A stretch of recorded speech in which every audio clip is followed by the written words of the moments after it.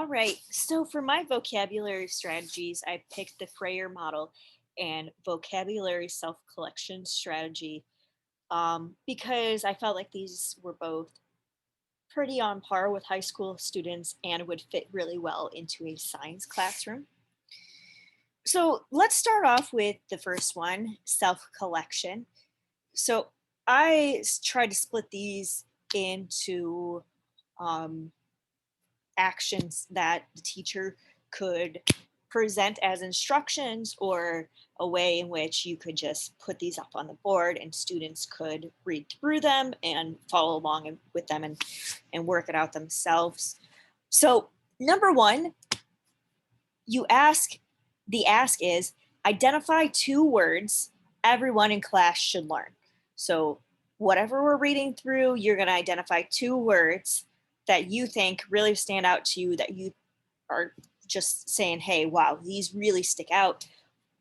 This is what we should focus on as a class. Next, the do, write those words on the whiteboard, or if we have a shared document, or maybe highlight them if we have a shared article that we're all reading together. And so just get them somewhere where everybody can see them. Next, I'm going to have each group. So maybe we work in groups, or maybe if there's a smaller class, work as individuals. Ask each group or person to present their words to class by defining them, explaining their importance, and where they found the words. So where in the article did you find them? Did you look them up in correspondence with the article, whatever. Then next, have a class discussion and reduce the list to any number of words that you want. Here I picked 5, so this class would work on picking 5 words out that are the most important by eliminating the other ones that we all kind of already know. And then 5 is the focus, so we have this final list of words, and this is going to be the focused vocabulary for the activities in this particular lesson or this week, whatever works out. So I thought about this strategy, and I thought it would pair really well with scholarly articles or text being read in class for the first time. So I have an example on the next slide. And I think this would work out really well for upper level classes, especially with science classes where you're having to really figure out certain words, because a lot of science words we don't use specifically in real life, right? Or in our daily lives, I should say. So here is my example. So here is a article that I have used in class before. I've put it on slides with videos, all that fun stuff. And here I pretended to be multiple groups of students and highlight it in different colors, 2 words each for each group. So we have 6 words up here.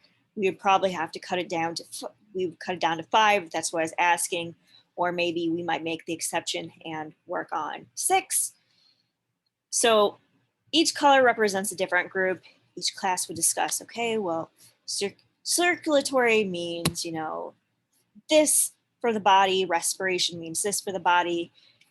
Then the next group would go on, talk about the ostia and the pinacocytes, and then so on and so forth, and discuss which ones that maybe the class is struggling with, and which ones they already know, or I think they feel like they have a good grasp on. So my next strategy I picked is the Frayer model.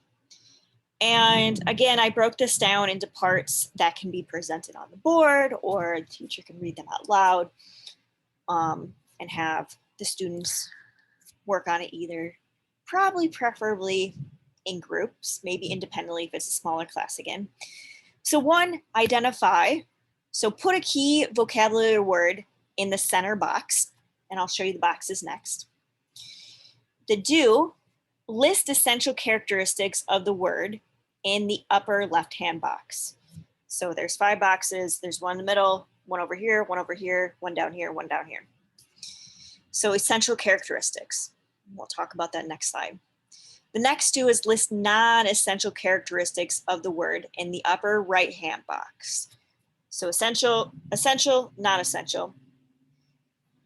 4, list examples of the word in the lower left-hand box. So specific examples down in this box. The final do is list non-examples of the word. So maybe words or examples that get confused often for being this particular word you're focusing on. And then finally, share and discuss where these examples came from. So each group can, or each individual can, whatever. And you might have them pick a different word each for your model. And I feel like this strategy can be excellent for reviewing content with students, and it allows autonomy over learning. So maybe everybody has the same word, but they all choose different examples because that's what sticks out in their brain more.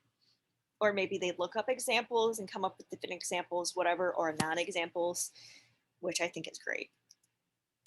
So here's what I was talking about, and this can be presented on, a handout, or I really like to do electronic documents because easier to turn in and I can see where kids are working on stuff. So in the middle, we have Hexapoda, which is a phylum. It is a subphylum of arthropods. And so up here in our essential characteristics, I picked 3 characteristics. All hexapods have 6 legs, head, thorax, abdomen, and wings. Non-essential characteristics would probably be the color of the organism, the size, and the life expectancy, since all of that is pretty spread out within this particular subphylum. So some examples would be cockroaches, bumblebees, and dung beetles. Those are all insects or hexapods. Some non-examples would be spiders, mites, and shrimp. So spiders and mites are arachnids, while shrimp are crustaceans.